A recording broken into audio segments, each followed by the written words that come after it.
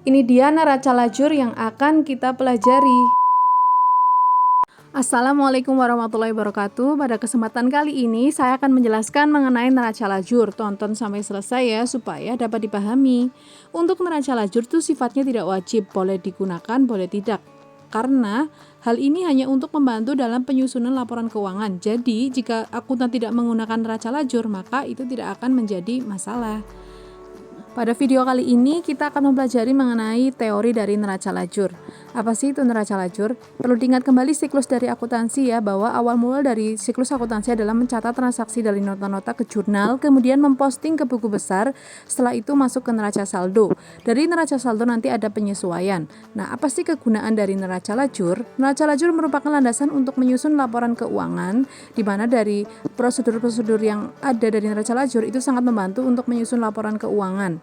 Selain itu juga neraca lajur digunakan untuk memahami bagaimana sih arus data dari setiap akun-akunnya, mulai dari neraca, penyesuaian sampai ke laporan keuangan. Selanjutnya tujuan dan kegunaan dari neraca lajur. Satu, untuk memudahkan dalam menyusun laporan keuangan. Yang kedua yaitu menggolongkan informasi-informasi yang ada dari neraca saldo serta penyesuaian sehingga memudahkan dalam penyusunan laporan keuangan formal.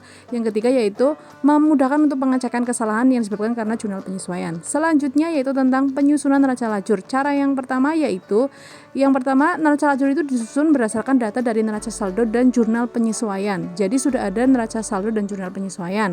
Selanjutnya kita membuat kolom-kolom, ada kolom 10 maupun kolom 12 kolom. Dua-duanya betul ya, pilihlah salah satu. Yang ketiga yaitu tentang informasi identitas dari siklus akuntansi, yaitu berupa nama perusahaan, kemudian stepnya yaitu neraca lajur serta periode dari pembuatan neraca lajur. Selanjutnya kita memasuki materi mengenai bentuk dari neraca lajur, yaitu ada 10 kolom dan 12 kolom. Dua-duanya benar ya. Kalau 12 kolom itu ada tambahan dari laporan perubahan modal. Kita bisa cek di sini contoh neraca lajur 10 kolom.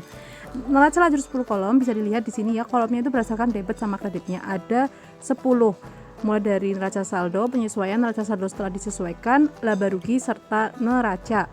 Selanjutnya kita masuk ke neraca lajur 12 kolom. Bedanya itu adalah ada tambahan di laporan perubahan modal. Jadi ada kolom khusus yaitu tentang laporan perubahan modal sehingga kolomnya menjadi 12. Bisa dilihat di sini ya, angka 1 sampai 12. Nah, mana yang akan digunakan terserah akuntan, dua-duanya betul. Selanjutnya kita memasuki step untuk menyiapkan neraca lajur. Langkah-langkahnya yang pertama adalah mengisi identitas dari neraca lajur. Yang kedua mengisi kolom keterangan nama-nama akun. Yang ketiga yaitu menyiapkan neraca saldo pada kertas kerja. Kemudian yang keempat yaitu menyiapkan penyesuaian pada kolom penyesuaian. Selanjutnya kita masuk ke step kelima, yaitu berupa mengisi saldo-saldo yang telah disesuaikan dalam kolom neraca saldo penyesuaian.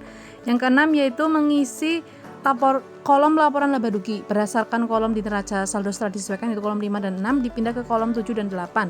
Ketika mengalami laba maka dia kolom 8 lebih besar dari kolom 7, maka dia mengalami laba. Ketika kolom 7 lebih besar dari kolom 8 atau bebannya lebih besar, maka dia mengalami kerugian. Selanjutnya kita masuk ke kolom laporan perubahan modal. Pada kolom laporan perubahan modal ini nanti akan memindahkan kolom laporan laba rugi serta kolom neraca saldo setelah disesuaikan yang berisi tentang modal, price serta laba atau rugi ke kolom perubahan modal di kolom 9 dan 10.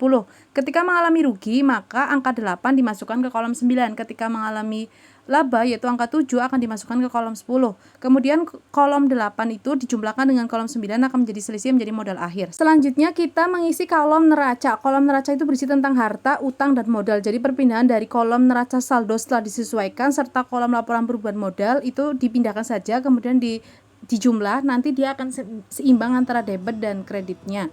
Demikian tentang materi neraca lajur, semoga dapat dipahami dan bermanfaat. Wassalamualaikum warahmatullahi wabarakatuh.